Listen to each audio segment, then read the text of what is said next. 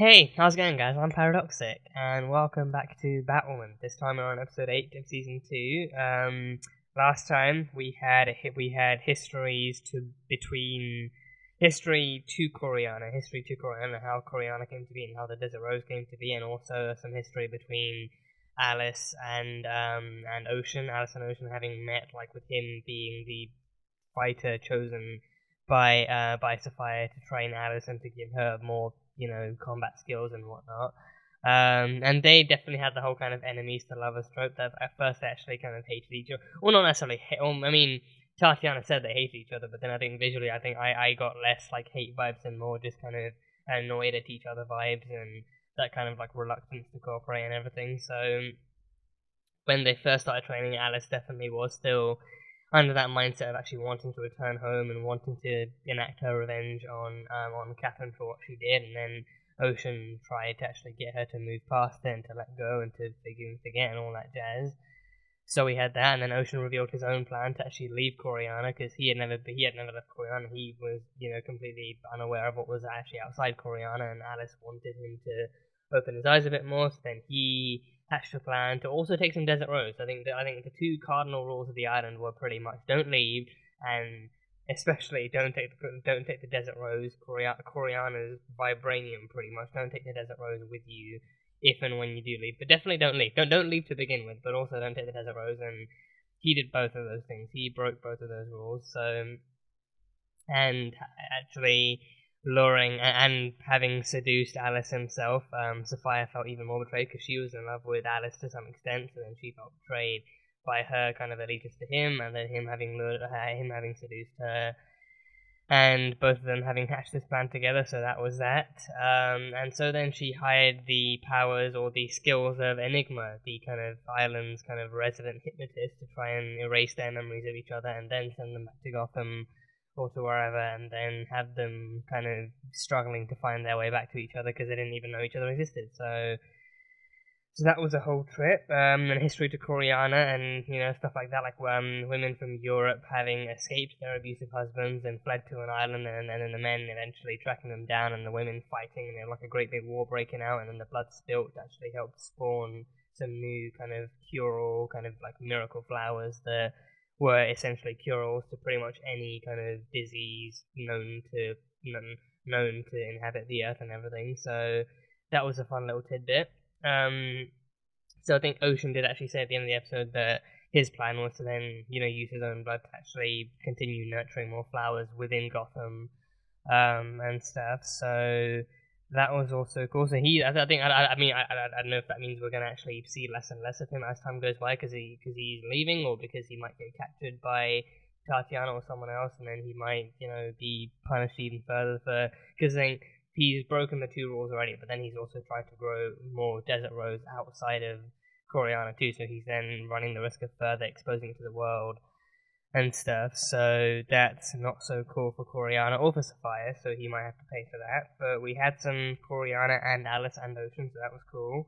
And we had Ryan pretty much spending the entire episode trying to hunt down Alice. She kept on having these kryptonite poisoning induced visions of her in her apartment killing Alice, and then by the time she actually got to the end of the episode, she actually followed through with the code of no killing and actually spared her life, and deemed her just kind of unworthy of dying in that kind of manner. So she did that, but then she did the even more tactical thing and actually planted a tracker on Alice's boot. So then, knowing that Alice would be going back to Coriana, she then decided, the map's gone, because Sophie and Jacob actually found the map within the hospital, having been burned by the fire ants and everything, and they killed all the doctors that tried to take it before then.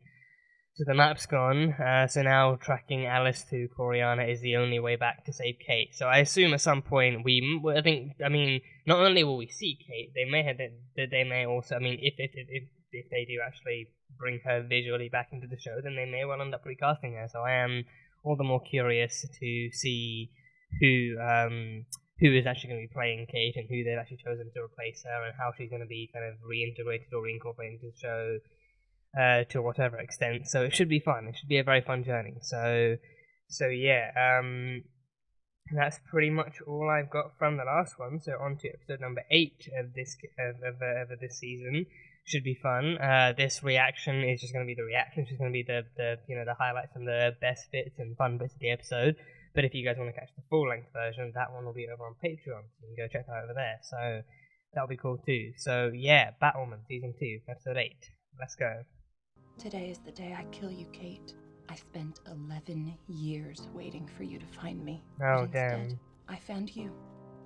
They're Then both I writing waited letters for to you Kate. save me, but instead, Very different motivations. I saved you. You helped me find my inner warrior, My voice.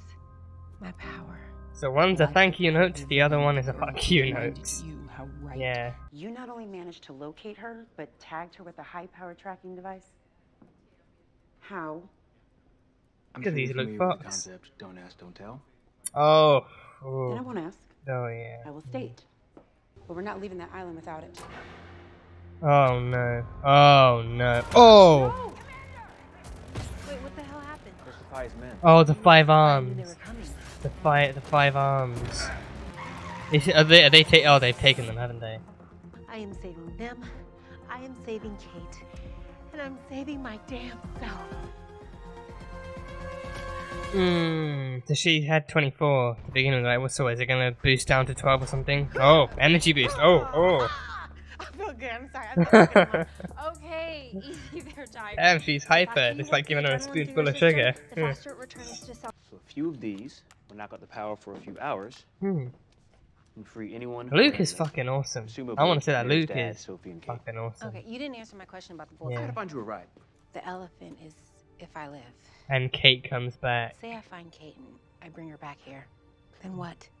She's Batwoman, right? What does that make me? Kate would never push you out like that. So then there's 2 Batwomen, because that's not confusing. I don't know. Well, there's no guarantee Kate will want to be Batwoman. She might still want to take time aside and take a step back. Maybe go find the real Bruce. Go find him. She's all I have left of her. That's a huge responsibility. That is a huge responsibility, and I trust no one but Mary with it. It's official. You definitely have to make it back. I couldn't even keep my Tamagotchi alive. Oh, the Tamagotchis. Yeah.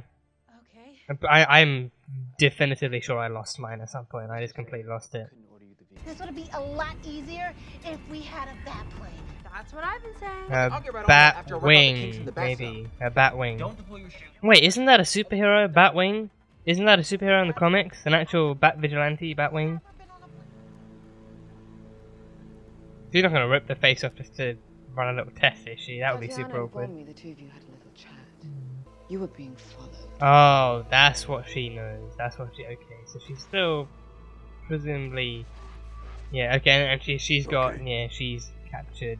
I think so. Yeah. Hurry up! If you miss your window, you're gonna end up in the middle of the ocean, and there's no shark repellent on the utility bill. That's stupid. Now go! It's extremely useful for this kind of situation. What if she does miss? It's a plan B. Oh, damn. This would be a really cool way to use the cape, too. You literally just glide through the air, and yeah. Although you could still just pinball straight down. Oh, there's the bullseye. There's the bullseye. She wants you to join her army. Oh. Why the hell would I join Okay. an army of ruthless killers? Because you're already a part of one. Oh, damn. People are really burning the crows this season, aren't they? Yeah. Whoa, it's a field of desert roses. It's a field of desert roses. Oh, that must be the desert road. Very rosy. Very I've never rosy. seen anything more beautiful in my life. Speed of fun is the EMP. EMPs must have knocked out the comms. They knocked out the comms? The EMPs you designed knocked out your own comms. Oh, damn. Hey! I'm Batwoman. No. Not the real ocean. Not the real ocean. My queen. Those agents who plowed down Wolf Spider on that tarmac the other night wouldn't have just been fired, they'd be in jail. You sound like one of Sophie's lackeys. You know I love my job, sir. But I think it's time we stop pretending we're not above the law. Ammonium nitrate. As in the bomb-making chemical? That's one use for it. What's Also another makes use? a very effective fertilizer. Oh, for the desert rose. To grow the desert rose. So it's not just blood then, it's actual chemical mixtures as well. What would you like in return for helping me? Desert rose, please, and I've thank been you. poisoned, and I want to take Kate Kane back to Gotham. Oh, Dan, is that going to be allowed? Oh, is that going to be no? Is it like? You gave me one thing. Yeah, oh yeah, one In thing. fairness, I'm offering you the Yeah, same. yeah, only So one. why bother go? Enough with the games. Where is she? I will bring you to her once you fulfilled your end of the deal. We're not going to see her this episode, are we? We're really not going to see her this episode. Oh, they found Ocean. They found Ocean. Ocean or Kate? To kill or save. So you kill Ocean, you get to keep Kate. You kill Kate, you get to keep Ocean. Oh. And knowing her mentality of reluctance, it's gonna be hard to choose. It's a plant. You want us to fight as many arms. One of the many. I thought it was 5 arms. Is it many arms? Like to be followed. Oh, oh, jeez, oh. Not the plant! Not the plant! Oh, a lamp. A fucking desk lamp, really? Oh, there we go. There we go. Okay. He was really about to take her out with a desk lamp. Ryan's plant. What about it? I can't leave it. We can grab it later. Hey, you want to send her a picture? Ask her if she thinks we're doing a good job. Ryan wants to run away from a trained assassin. She asked me for one thing, Luke. Okay, fine. Just grab the damn thing. Fine. Oh, can you get it? Rock, paper, scissors. No! Rock, paper, scissors reaching under an assassin. Taking a plant. Give me the knife. Oh shit, is she gonna go for Ocean? Or is she gonna kill Sapphire? Is she gonna go for Sapphire? Oh yeah, he's definitely dying. Yeah, kill her, kill him, she keeps Kate. Yeah, kill him and she keeps Kate. Rip to Ocean. R.I.P. to Ocean. R.I.P. to the real Ocean now. This time Ocean is actually properly dead. Done and dusted. Have you guys still not done anything, really? Mary! Literally tilt her over, she's These guys, okay, you know what, I will admit though, these guys are chaotic and I love them both with all my heart and soul, but still, this is ridiculous. This is... Oh. What's the rush? Julia, when did you get back? What the bloody hell is that? Julia's back. What the fuck is this? What is this? What did you Rubies. We found body parts off the coast of Bloodhaven. Body Got parts. caught in the current. Like Kate's body parts? and they ran the DNA. Oh my god, they actually killed off Kate Kane. No. Wait, is that all like... What are those necklaces meant to I be? never had your sister, Alice. Kate's dead.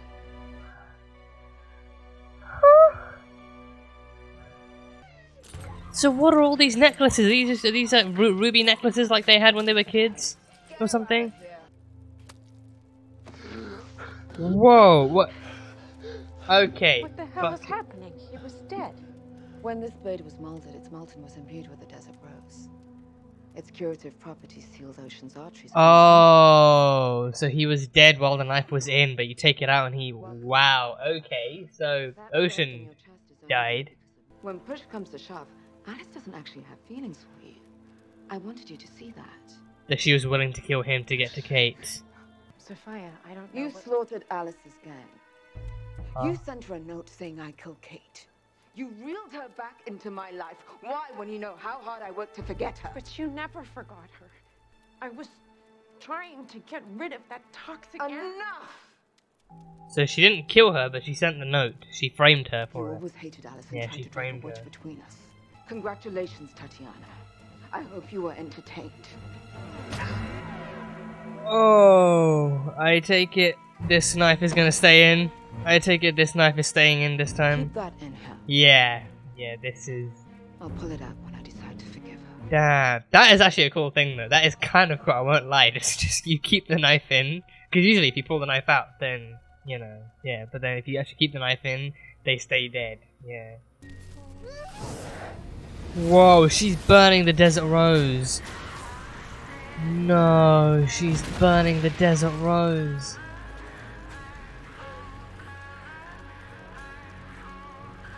Oh no, oh no, oh no. Tatiana told me Kate was never on this island.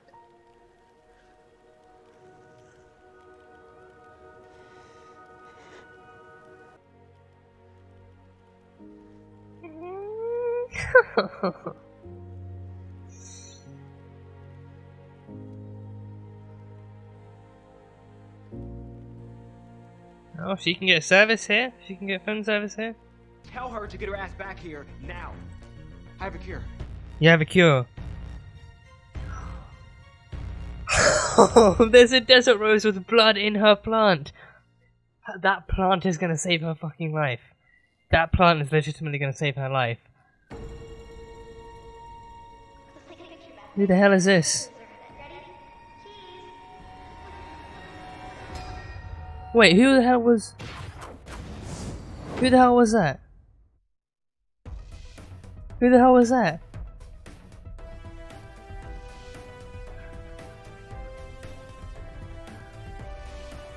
Who the hell was that? I don't... Was that... I don't know. Cause I think that there's like a sheet or something over the face. I thought, seeing the sheet, I thought, oh, it must be one of Alice's face peely victims or something.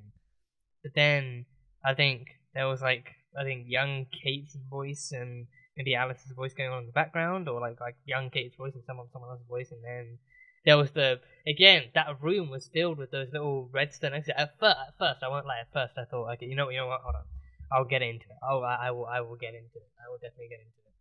So yeah, at first when I saw those rooms, I thought, oh, like it must be little vials of blood. Maybe she's collected blood from Kate, and that's like a really fucked up way of actually, keeping that of saying that, oh, Kate's in that room, all of her is in that room. But no, it was actually just like different like red rhinestone or ruby necklaces that they kept, and it was like a whole thing back in season 1, and now it's kind of season 2. So yeah, that body had the necklace on it. So like, is that Kate?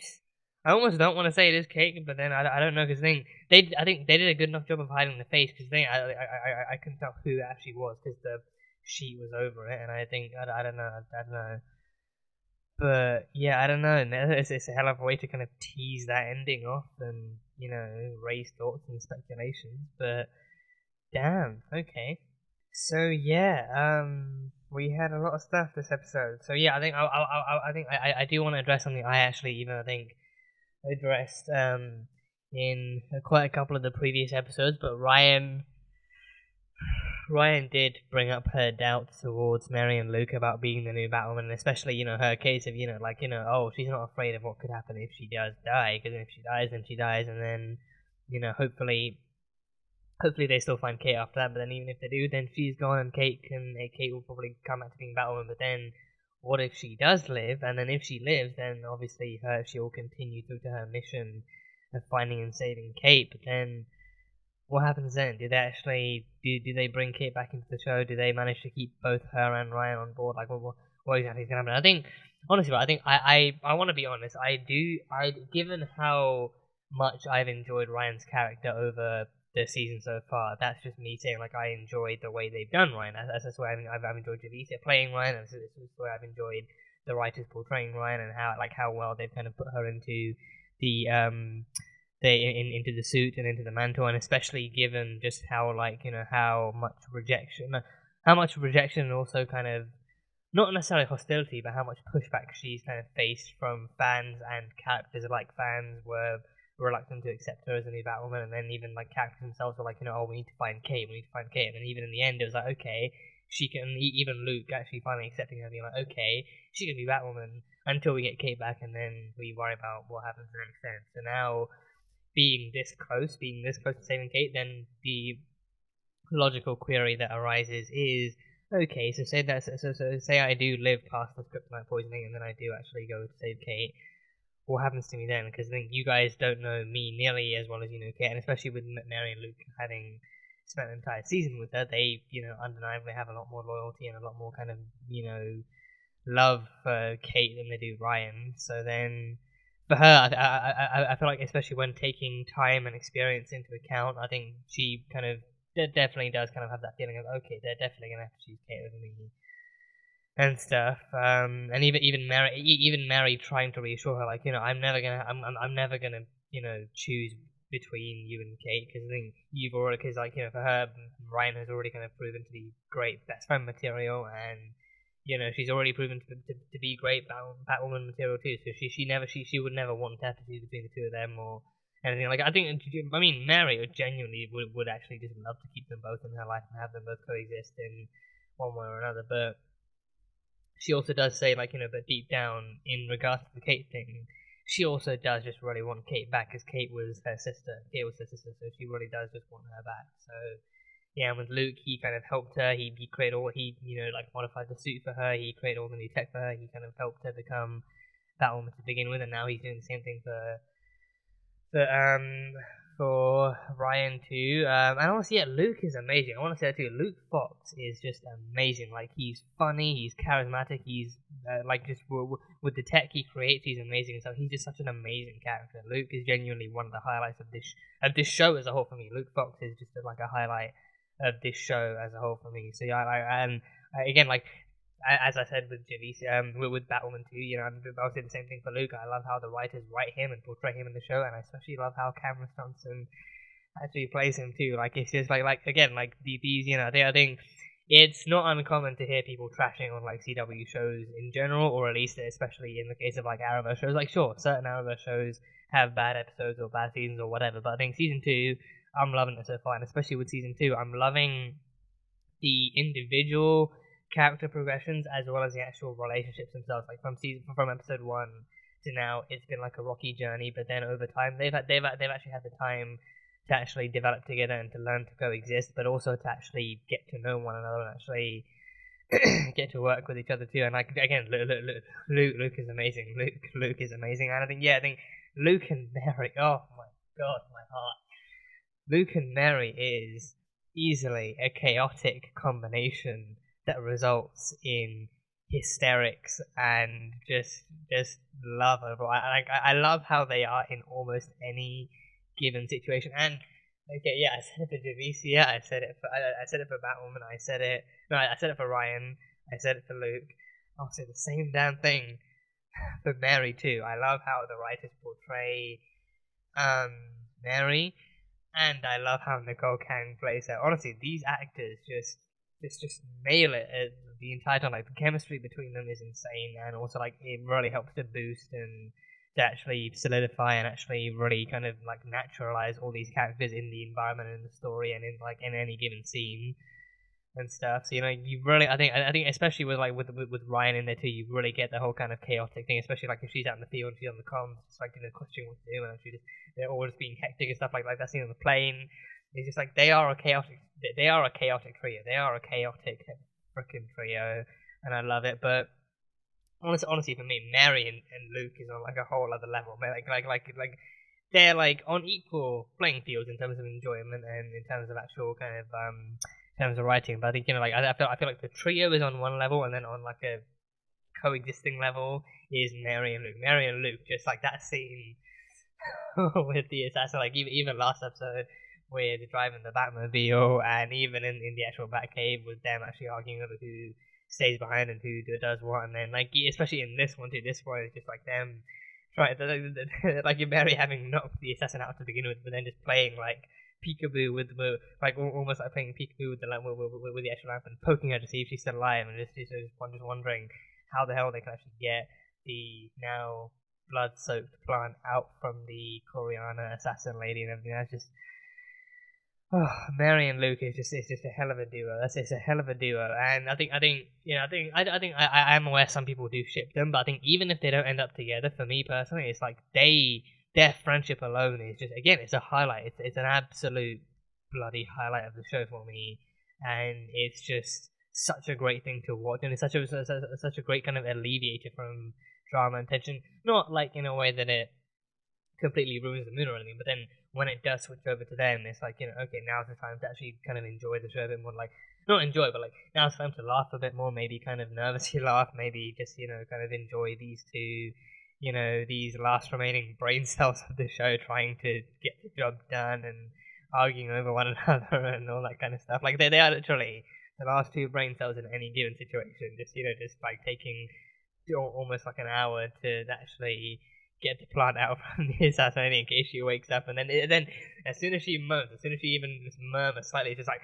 oh my god, run! It's like it's like like watching that scene alone. It reminds me of like that meme. It's like when you turn the lights off, when you're in the hallway, or even if you're like, especially if you're out in the hallway and you turn the lights off, then you just kind of tap into the speed force and speed run to your bed, and you jump in before the monster can get you. But then if you hear a noise, like if you're walking through the dark and you hear a noise, it's like, yep, just tap into the speed force and running home, running into bed so the monster can't get you. Like that is exactly the vibe I got from that. So Mary and Luke, just Cameron and Nicole, chef's kiss, both of them, absolutely chef's kiss. But damn, like they easily are one of the reasons I love this show so much, and of course then them actually getting along so well with Javicia as both Ryan and as Batwoman too. It's just so great. I love how they're written. I love how they themselves actually so kind of at times gracefully, but also at other times just kind of, you know, hysterically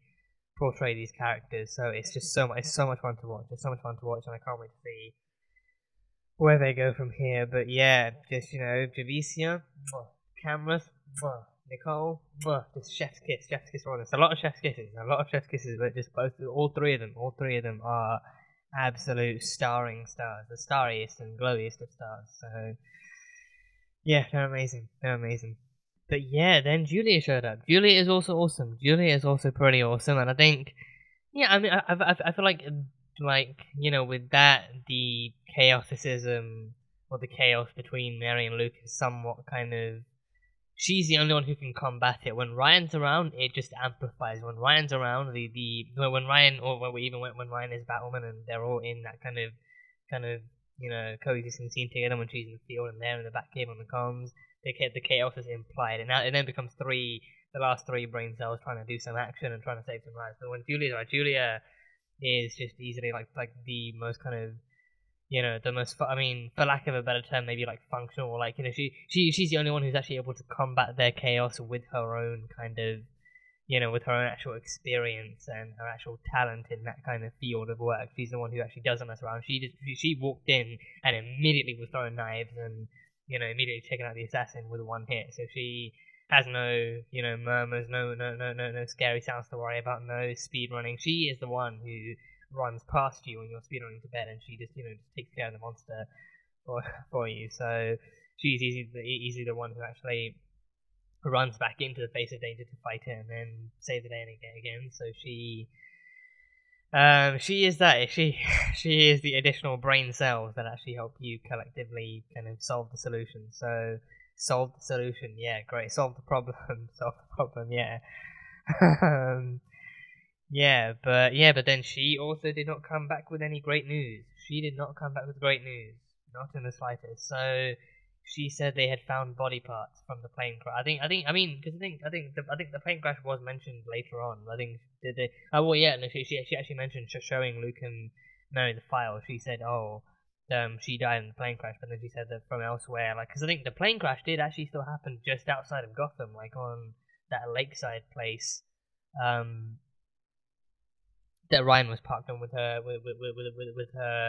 kind of caravan. So I don't know where the plane crash was that Kate died, but she died either way, and I think she claimed, because I think based on that ending, I really don't know what to think. So she claimed that her body parts were found and they ran the DNA. I mean, even when she said body parts, I was worried, like, oh god, body parts, because then it reminds me of it even reminds me of, like, I mean, well, Catherine faked it, but then it even reminds me of when Catherine said that, you know, she found, like, skull fragments, and then they scanned that, and then it was really a deer, but then she passed it off as human. But with this one, it's like, you know, I mean, with this one, I wonder if it's going to be the same thing, like, if Kate is going to go through the same ordeal that Ryan did, like, whoever ran the DNA test, like, maybe if someone is actually going to, you know, secretly be some kind of bad, like, villain character, and then they're going to fake the actual DNA report, and then they're going to be like, oh yeah, it's human, it's 100% KK, no need to question it, no, I am very, very qualified to do this crap, I'm, you know, telling you the 100% truth and everything. But then Because then again, based on the ending, it's like, oh, Kate could still somehow be alive. So then maybe the DNA test was faked with, or like either within or without, or outside of Julia's knowledge. But she apparently, again, she herself claims that the DNA test was run on those body parts. I think even her saying body parts is like, I honestly can't ever wonder like exactly how how she's defining body parts. Like, is it like 2 arms? Is it literal dismembered limbs, or is it like a couple of fingers here and there? Maybe like an eyeball that popped out, or I don't know how specific to get. Like, if because a plane crash can be devastatingly damaging to the human body, but then if it wasn't. But then, if she did jump out before the plane crash, but then she could have still like got whacked into a tree or something and lost like a finger or lost a hand. Maybe she's missing a hand, or she just kind of or body parts. Maybe being as vague as possible. Maybe she literally just got scraped some skin off, or lost a tooth, or lost a bit of flesh. Like, I don't know, something like that. So maybe enough for them to run the DNA test, but then not enough to me like, oh, we found like her dismembered torso and her head, and then a couple of arms here and there, and legs and stuff like that. Like, nothing Saw levels of gory, but body parts maybe maybe still similar to the whole skull fragments thing. Like, body parts are literally just like bits of skin and flesh here and there that they found, and they've run the DNA test, and maybe because they haven't found anything, maybe even if the DNA test was faked, maybe because of the fact that they had. Because this is the closest they've come to any actual evidence, to any actual leads, but then they haven't been able to find anything, beyond this, and this also indicates further injury too. Then I don't know, maybe, but I think and again, like going back to the whole DNA thing, I think that would be a very interesting arc to take Kate on too. Maybe if someone does take her DNA report and then lead the team to believe, and lead the entire family to believe that she's gone, then maybe they can stop them from looking for her too. So then she goes through the exact same thing Alice goes through. Alice was, betrayed by Catherine. She told the entire family that she was dead, so then they stopped looking for her. But difference. I think maybe difference would be though. Maybe I think with this, because I don't know. I think it was soon after. I think it was. It would be. I think because to be fair though, I think. Beth was missing for a lot longer before, because Beth was missing for a lot longer before Catherine did that, because Catherine did that because of how much time it was taking for them to even try and be able to find her, for them to find any new leads, and also because of the damage, both physically and mentally, it was taking on Jacob and Kate. So she did it because of the amount of time it took. So then Beth was missing for a lot longer than that. But with this one, it's been like 8 episodes. She really hasn't been missing for that long, weeks at most, but with this one, I would suspect foul play more than actual genuine not being able to find anything. Or maybe it's because Kate barely survived, but then by actually trying to scrape her way to survival, maybe actually trying to scrape her way away to a safer place, maybe she did literally draw herself away from actual discovering ice, so then she got too far for them to actually keep digging, or for them to actually find anything more. So yeah, so then that would also make sense, because then if she also lost body parts, then maybe she did actually kind of lose her face, or maybe she lost some skin and flesh and everything. So then if that body down under that gutter or whatever it was, if that really is her, then the sheet over the face and stuff would kind of make sense. And assuming she was still wearing the necklace too, so yeah. But I think if she does actually come back, and that is her story, that her DNA report was faked by someone maybe the same person who blew up the plane, then goes even further to prevent them from finding her, and they actually faked the DNA report too. So maybe whoever that is actually trying even harder to kill her. So we still don't know who did that. We still don't know who actually did that. But I think that would be an interesting arc for her to go to, and I think an interesting kind of comparison of journeys and tales for her to actually interact, to talk to Alice about. So that would be somewhat fun. I mean, I think Alice probably wouldn't really let that slide, because I think knowing Alice too, she would actually use the time too. She was like, "Oh, you were missing for weeks. I was missing for months, and then you let me stay missing for you. And then you let me, kind of be dead to you and the family for years." So I think she's definitely going to use time and further kind of allowance of abuse and trauma to her thing and everything. So I think you know, to be fair, I think Kate wouldn't use that on her, but I think Alice, because then that would then draw that kind of reaction from Alice out of her. So I don't think they go down that path, but I think upon finding out what happened to Kate, assuming this is the path they go down, then I think she'd actually try and take some kind of like entertainment or amusement out of that. Like, oh, guess we're not really, like that different after all, huh? We had the same kind of journey of going missing and then people trying to cover up our deaths and all that kind of stuff. So she might try and actually poke fun and be like, oh yeah, now we're the same now we're really sisters and everything. So I don't know. But either way, but I think I've literally wrote down in the saddest handwriting, Kate's dead and body parts and everything, and then the ending just had to kind of do a whole universe. I think that is genuinely what happens sometimes. I write something down so definitively, and then another scene comes up that just kind of destroys that completely. So then I have to put like a great big X through it and everything. So I love it. I love that. I love being proven wrong. Gotta love being proven wrong. So yeah, but I mean, in this case, it means that Kate is potentially still alive. So that was a great tease as to that being the case. So now we just have to move forward. Now the team's gonna have to move forward now, mourning Kate. The team, I think, is not really that much closer to actually finding cases, so they're gonna have to actually move forward and see what happens. And then they're gonna catch wind of maybe the truth. They're gonna catch wind of the truth and actually find out that Kate is still alive, and whoever actually whatever happens. I think going forward, my theory is gonna be I think my theory is going to be whoever blew up the plane, whoever bombed the plane, is the same person who perhaps maybe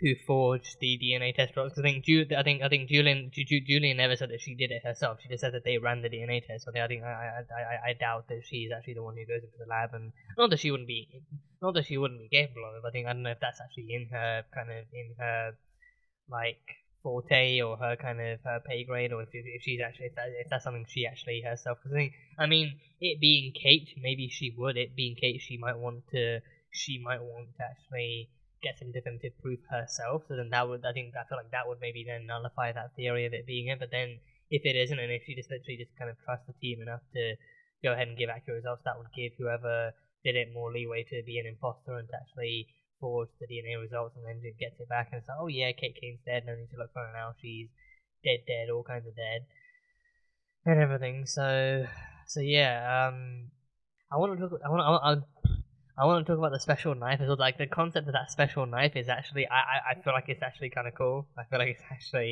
it's actually somewhat cool, and yeah, so it's like it's literally a knife kind of where the molten the actual the liquid metal that it used to be before it got forged into an actual cold hard kind of metal blade. The molten itself is also kind of like mixed in and infused with the Desert Rose. So it's a knife that literally can't kill you unless it stays in. That is honestly it's the perfect Uno reverse for a usual kind of knife too. It's the perfect Uno reverse because usually if you get stabbed, but then if you get stabbed and keep it in, then that's like then the knife. But if you get stabbed and then it gets pulled out, then you actually start bleeding out, and you're all the more likely to actually die unless you get medical treatment like quickly. So with this one, I think that actually. That reminds me of two different memes I saw. That reminds me of two different memes I've seen. One of which being a knife that almost like an electric knife almost actually superheats and everything. It was like a post like trying to advertise superheated knives, and you could use it to cut toast or something. And then someone actually mentioned, oh, that knife would be great for killing people. But then another person mentioned, oh, but it's superheated. So then as soon as you stab someone, it would just cauterize the wound immediately, and it wouldn't really be too effective. And stuff. So that was like I think that was on Tumblr. I think that one, because I remember that there actually being like an image of it too, like an actual superheated knife. And I think even there's like tons of videos online of like I think it's like I think back in like 2019 or 18 or something, like a couple of years ago, like a whole trend of people actually superheating knives and seeing what the like superheating knives and swords and like big knives and swords and everything, like seeing what they could get it to cut through, like other metals and wood and all these different things. So that was like a trend. But this one, I think this one was actually I mean, chances are it was actually just Photoshop, but still, like, it was actually like just post advertising a knife that superheats at the press of a button, so like an electric knife, and then you actually use it to cut toast. But then other people came with other ideas, and those ideas were shot down. So that was like a thing. So like you get stabbed with that, but then it just cauterizes the wound and nothing. I mean, I still don't know how that one would actually go, because I think it's assuming it still penetrates your skin and goes inside, and that would still just kind of burn your inner body parts and everything. So that could still, it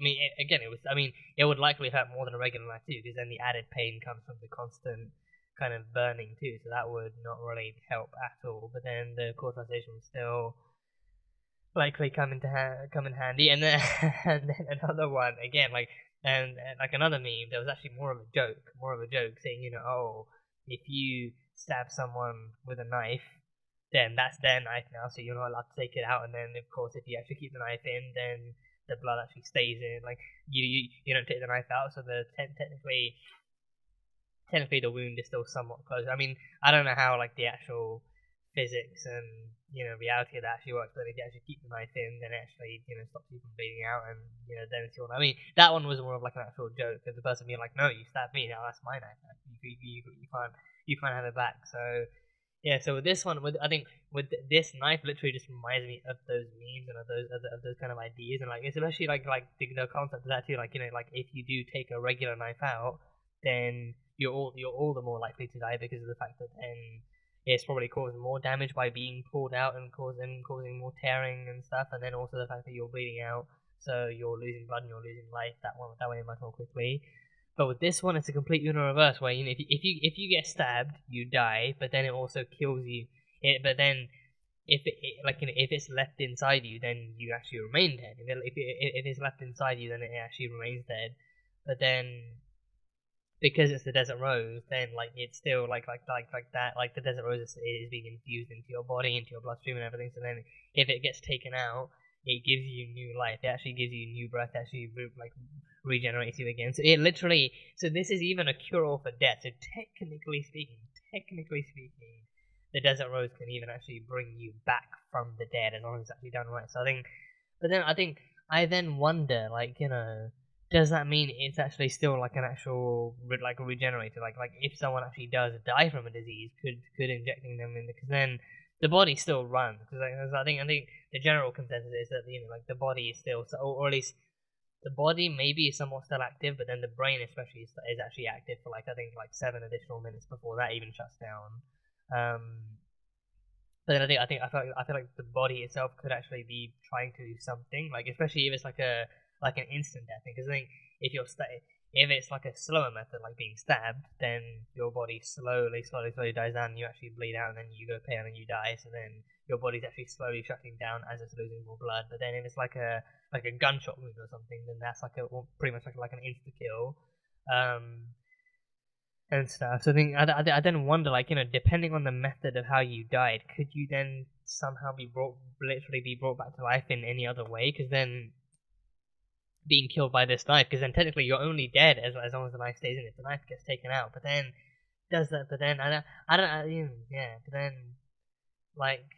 maybe if you're stabbed in the neck, because they always go for the chest shots for Ocean and the real Ocean, and even for Tatiana, she actually went for all the chest shots. So I feel like maybe it depends on if you actually miss. You have to work to miss any kind of actual. I mean, obviously, if you're obviously with the actual production of the show, you have to make sure you don't stab them really. And then even then, I wonder, if you hit them anywhere integral or anywhere important, does that actually still nullify the whole regeneration aspects of the actual knife? Or because then if you're stabbed in the head, then that'll be really, really awkward. You just pull it out, and then they just kind of oh, the brain's still intact and everything. Or if you're stabbed in the neck or something, or if I don't know. I also don't know if I'm reading too much into this, but I think it's just a really, really cool concept for an actual regenerating and reversing a knife. Oh, if I leave the knife in you, then you stay dead. And even that line at the end, oh, I'll take it out once I've forgiven it. So she'll literally bring Tatiana back to life once she's actually decided to forgive her and let bygones be bygones. But then, until then, she's as dead as long as the knife is inside her. So then I won't lie, I was wondering throughout the episode, like, why doesn't she just take the knife out of Ocean? But then she knows if she actually, like, if she takes the knife out of Ocean, then Ocean gets brought to life. But then no. Or then... Wait, no, okay, no. Huh. So the body, the dead body of the fake Ocean completely nullifies anything I said before about being brought back to life from any other disease, because then, that body definitely did not jolt back to life when she actually plucked it out of it, so...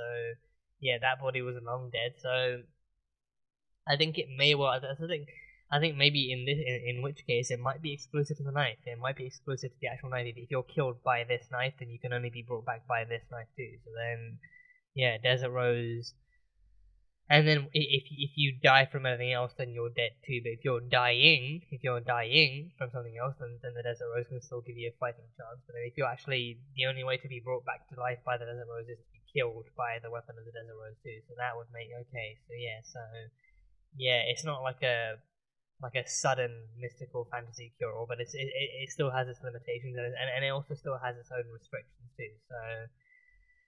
Yeah, it's still a cool knife. It's still a really, really cool weapon. So props to Sapphire for being that creative with the Desert Rose too. So it can be used to heal and it can be used to kill. So props to Sapphire. So yeah, and then she's forced to actually choose between Ocean and Kate.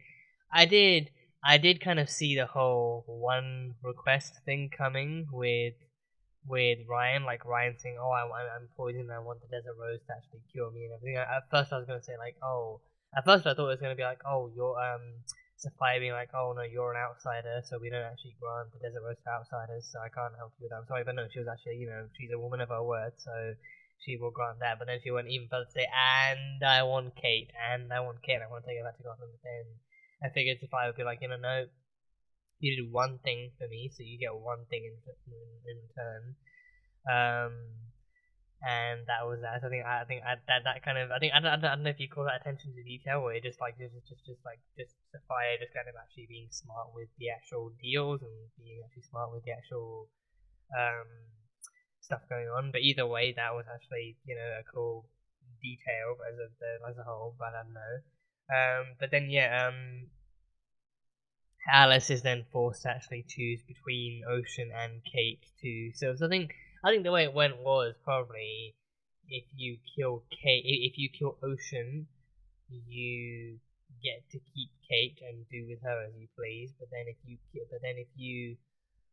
maybe if you actually choose Kate, then I'll kill Ocean or something. I don't know, like choose Kate or Ocean. So I don't know how that one would have gone. Like, 'cause then she wanted Ocean dead anyway. I think she deep down for his betrayal, she wanted Ocean dead anyhow. So I don't know if it would have actually gone. Alice kills Kate and she gets to keep. Alice kills Ocean and then she gets to keep Kate and do with her as she pleases, or if she actually kills Kate on the island. But then I feel like maybe if she actually had gone with Kate instead, that would have the reveal would have happened a lot earlier. Then that would have actually been where she revealed, oh. Yeah, Kate's not actually here, and I've killed Ocean myself, so no need to worry about that anymore. So then she loses Ocean either way. She then loses Ocean either way, but then it's actually whether or not she actually takes the killing upon herself to do that. Because then I think Sapphire maybe kind of being aware of or knowing that Alice was like hesitant about killing Kate could have been like, I'll give you. Not only giving her a second chance at killing Ocean, but then also allowing her to seeing if killing Ocean will alleviate some of that stress too. Like, if she even if she really does actually want to kill someone, then make that person Ocean, someone that Sapphire herself has deemed worthy of dying and like deemed worthy of that kind of punishment. So give her that. So then he actually actively goes forward to kill Ocean, and then I figured. I even wrote in my notes like, R.I.P. to Ocean, Ocean. That's the end of Ocean. So then she actually does still. So then she does still get to take out some of her killing need on Ocean, but then different people, slightly altered motivations. So then. But then that's when the truth was revealed about Kate never having been on the island to begin with, and it was all just a ploy to get Alice and Ocean out there to actually get them to actually to pay for their stuff either way. So yeah. So then after that, it's revealed that Tatiana actually. I thought the twist was going to be that Tatiana killed Kate. I don't know why I thought that, but I think the betrayal. The main betrayal against Sophia. The betrayal against Sophia being, the framing, the killing would be like, had she. Then the framing then makes more sense. Because then had she killed Kate, but then not framed Sophia, then Sophia probably couldn't care less. But then, the whole point was that the message was sent through the actual kind of sewers and the stuff, and then the actual writing on the letter said, now we're even, Sophia. So then the framing was what Tatiana did. So then I think she probably might not know who killed him, but maybe she actually just discovered it, like found out it happened, and then actually used it to her advantage, trying to spark some kind of tension between Alice and Sophia in the hopes that Sophia would then come to Tatiana's version of her senses and then actually try and kill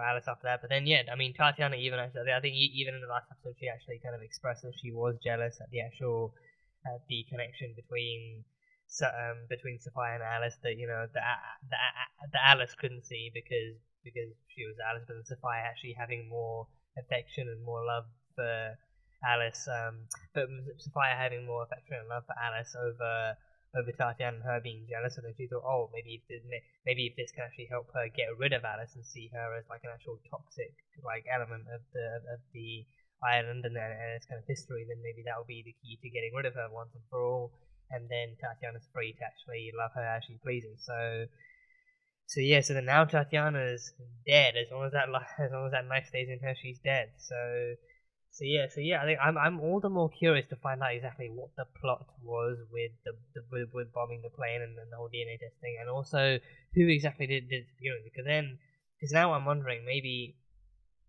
just maybe it was.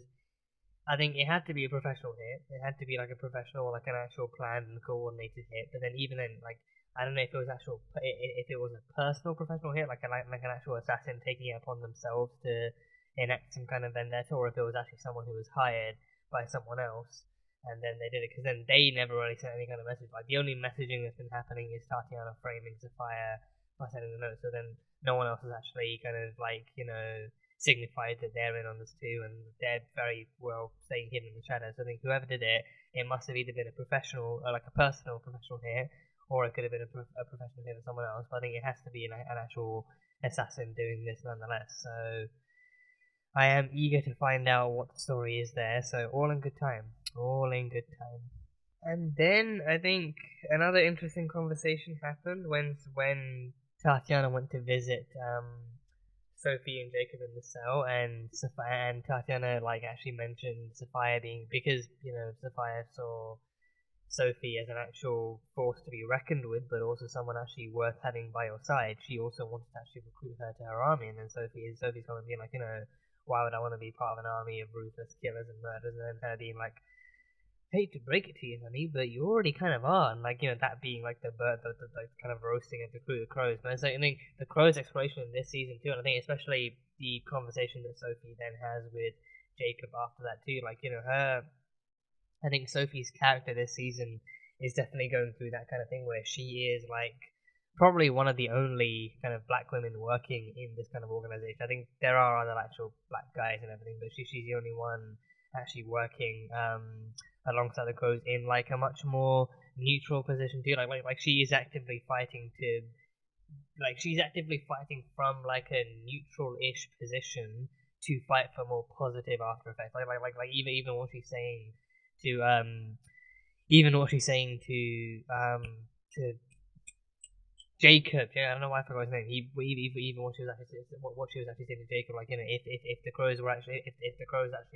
if the crows didn't think that they were above the law and they were actually capable of holding themselves accountable, then those police officers who actually ran, I don't know why the name Night Monkey keeps popping into my head. Night Monkey is from Spider-Man. It's from Marvel. No, the Night Wolf. I think was it not the Night Wolf? I think the Night Wolf or the Wolf Spider. The Wolf Spider. I think it's such a weird combination of different creature names like wolf spider. It's like going like, you know, like I don't know, going like, you know, camel cockroach or something. I don't know. Wolf spider is just such a, you know, like I don't know. I think maybe if you say it enough times, it becomes catchy. But then it's just such a weird combination of actual living creatures out in the world. So the wolf spider. So yeah, those two crows, like even in the episode, the two crows who literally did a swerve and knocked the wolf spider onto their side and actually knocked them out. Like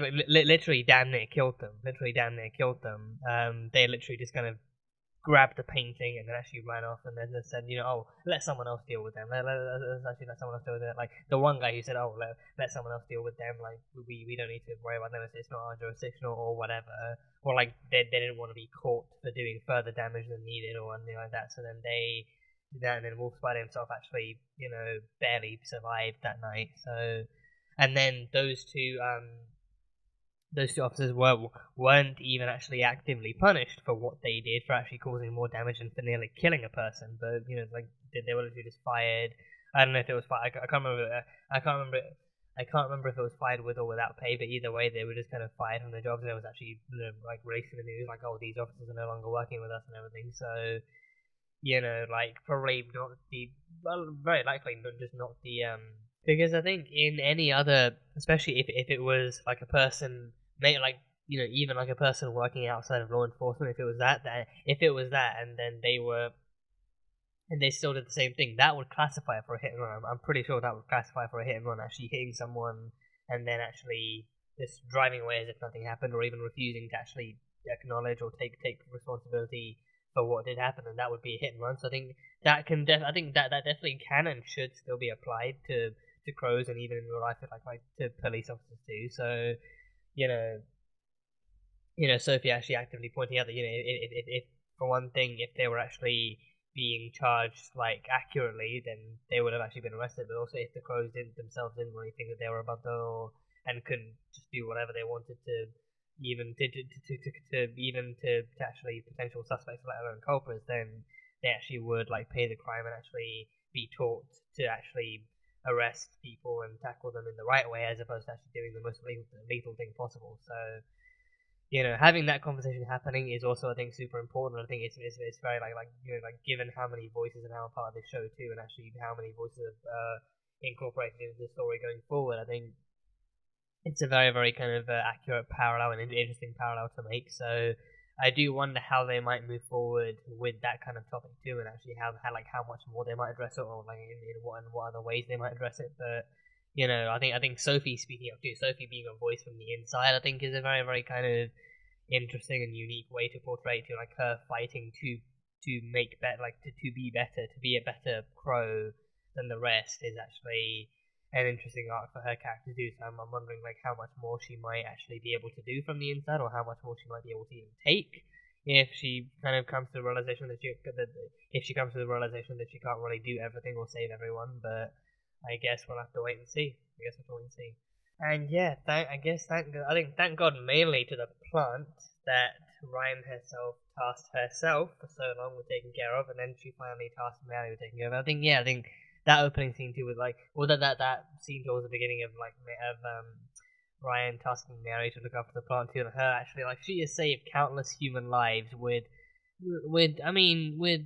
stress, for sure, definitely with stress, but still, like, you know, her reaction to actually being asked to take care of this plant that Ryan is passing down to her in case she doesn't make it back, like, is almost like nothing compared to her reaction to actually having to save human lives. Like this is a plant, like definitely another living thing, definitely another living object, like a living creature of sorts.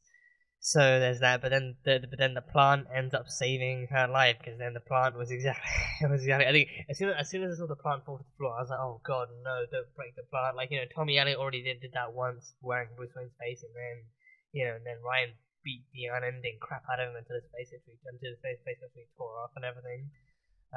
So this one I was like, oh god, don't let this plant die, or don't let this plant get crushed under the assassin. The assassin falls under it, and then I think she got stabbed, or maybe just from the head, getting like a glass jar smashing into their head. They bled out and actually bled onto the plant, and then that was like a whole thing. So yeah, and then there was I think there was a desert rose maybe. I think there's like a desert rose. I don't know if there's like a desert rose on her, or if it was like a thing. Or maybe it was like the plant, or maybe it was like her blood. Maybe her blood, because I think the blood is what nurtures the rose. The blood is literally what nurtures the rose. So maybe their blood was actually what helped her. Because I don't think she would just carry like a random desert rose with her. Because on the one, I was thinking, oh, maybe it's like an emergency, because like like an emergency med pack or something. Like maybe if they get injured, then they just kind of inject themselves with some desert rose and then they're all better. But then, they are trained to protect the desert rose with their lives. That does not include carrying the desert rose with them. So Sophia would actually make sure her assassins do not get injured or dead in the middle of their fight. So I think it may well have just been the blood. I think, again, and also because of the history that Sophia told us, that the blood literally nurtures the growth of the desert rose. The blood bleeding onto the plant would then actually grow a desert rose within the plant. So her plant, the plant that she loves, the plant that she was actually going to take care of with her mother, given to her from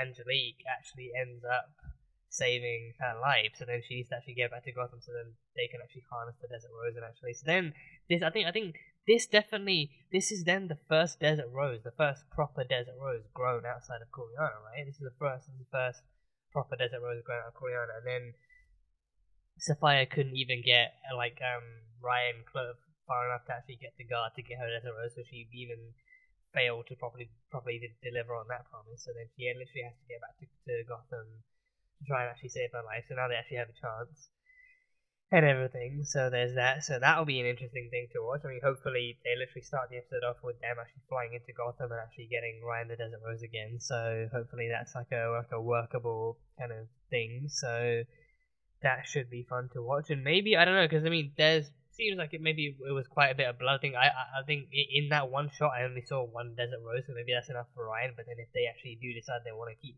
if they do decide they want to keep more aside in case of an emergency, then maybe they can use more of the blood from the assassin and actually use that, or maybe if there's any actual excess blood on the floor, but the blood will save her life. So yeah, I think if there's excess blood, then that might not help, because I think the blood probably has to be fresh too, right? Like if it's like minutes old blood on the floor, then that might not really have much life left in it. But then I also don't know if they can actually ask the assassins for any more blood, or if it's gonna slit her hand or something, or slit her the palm of her hand and then drain some blood from that and then grow more. But even then, it's not theirs to grow, so then that might get them into more trouble with Sophia. So then that won't be a super ideal thing to do either. So I can't wait to see what's next in store for these characters and for the story, and to see how we go forward with finding with finding Kate after that ending, like how we go forward with finding Kate and hopefully saving Ryan with her own freshly grown desert rose flower, and actually seeing how they move forward, how the team moves forward, thinking that Kate is dead, but then Kate herself maybe. I think I'm kind of half expecting Kate herself to actually find her way back to them and surprise them all with this or something. Maybe that's how it goes. She just walk through the front door and be like, hey guys, I'm finally back. Just crawled through shit and all sorts of crap and stuff like that, but I'm finally back. And then it's like, wow, we thought you were dead, and it's just gonna be a whole thing. So unarguably more well written than whatever the hell just came out of my mouth, but. Yeah, I look forward to seeing how it all unfolds. So that should be fun. But I guess we'll see in the coming episodes where exactly that leads us. But yeah, that is definitely it. So that was Batwoman Season 2, Episode 8. So as always, thank you guys so much for being here and for watching this video. If you guys enjoyed it, then salt and burn that like button. Comment on what you thought of the episode and what you think is coming up next time on Batwoman. Once again, the full-length reaction will be available on Patreon, so you can go check that over there. And yeah, that is it. So, I will see you guys next time.